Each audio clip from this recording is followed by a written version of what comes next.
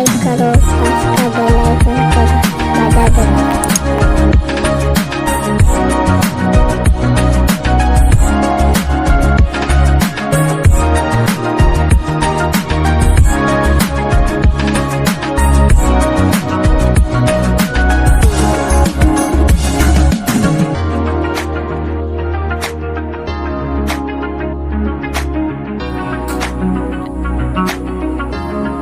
लाइक करो,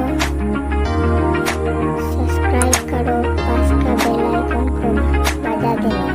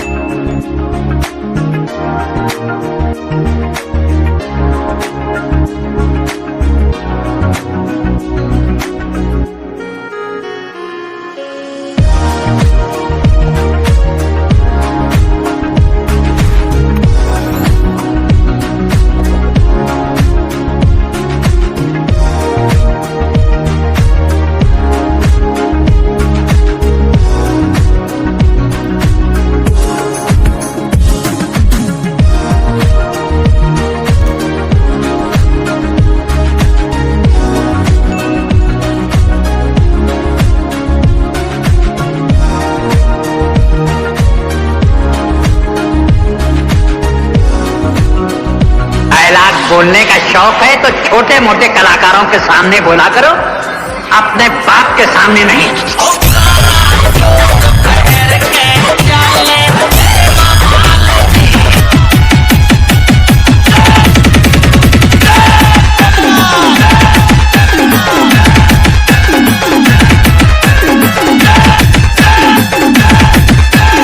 DJ Ritesh exclusive mix production.